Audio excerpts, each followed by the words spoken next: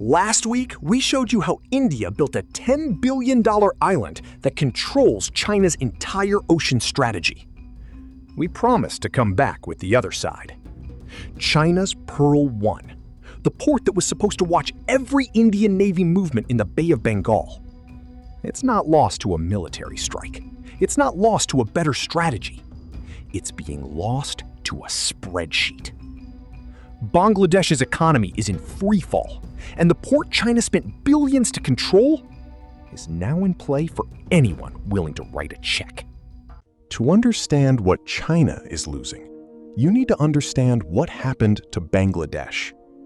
In August 2021, Bangladesh had $48 billion in foreign reserves.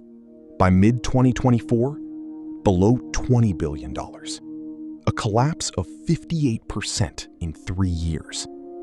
The taka, Bangladesh's currency, lost 43% of its value against the US dollar since 2021, from 86 taka per dollar to 121 taka per dollar today.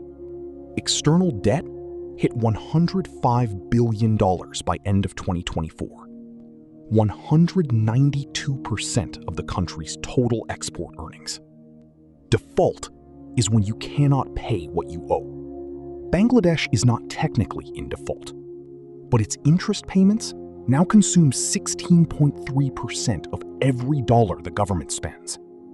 And debt service costs are projected to rise another 65%. The garment industry, 85% of Bangladesh's exports, is being hit by Trump's 37% tariffs. 245 factories shut down between August 2024 and July 2025.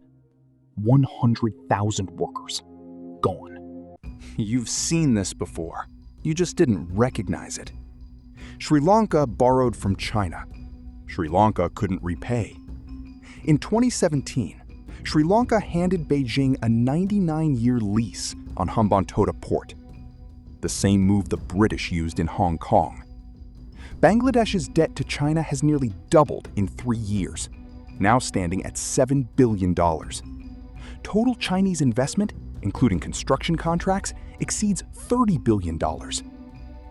In March 2025, Bangladesh's Mohammed Yunus flew to Beijing, met Xi Jinping personally, left with the framework for an additional $5 billion soft loan denominated in Chinese yuan, which would bring total Chinese debt exposure to over $12 billion.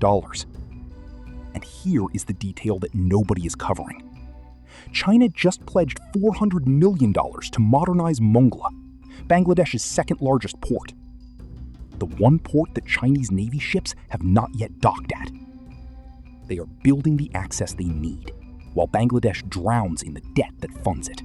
While China is doubling down on debt, India is doing something smarter. In January 2026, India's Foreign Minister, Jaishankar, flew to Dhaka, met the BNP party leadership, signaled that India will engage whoever wins Bangladesh's next election. That is not a diplomatic courtesy call. That is a strategic repositioning. In April 2026, Bangladesh's foreign minister made his first ministerial visit to New Delhi, first one since the new government took power. On the agenda, Bay of Bengal security, trade routes, connectivity, and the water treaties China has been quietly offering to fund. India has $8 billion in existing lines of credit already deployed in Bangladesh. Infrastructure, power, rail connections to Chittagong. The port China wants to control, India already has economic reach inside. And the IMF, which froze Bangladesh's fourth loan tranche in April 2025, holds the conditions for releasing it. Those conditions include financial transparency and governance reforms. Reforms that align Bangladesh closer to Western institutions and away from Beijing's opaque loan structures. Bangladesh now faces a binary choice. Option 1, accept IMF conditions, transparent governance, currency reform, reduced state borrowing. Western capital re-enters. China's leverage shrinks. But the reforms are painful, and they take time Bangladesh may not have. Option 2. Deepen the Chinese loan relationship. Accept the $12 billion exposure. Watch Mongla Port become the next Hambantota. And hand Beijing a 99-year solution to a problem China couldn't solve with military force. For you, watching this from anywhere in the world, this matters because Chittagong processes a significant portion of South Asian trade routes that connect to goods in your supply chain. An unstable Bangladesh is an unstable Bay of Bengal.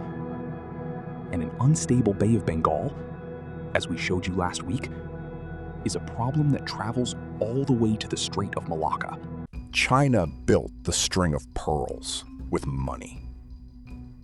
Bangladesh is proving that money without geography is just debt. India has the geography. Now, it's building the money to match it. Subscribe.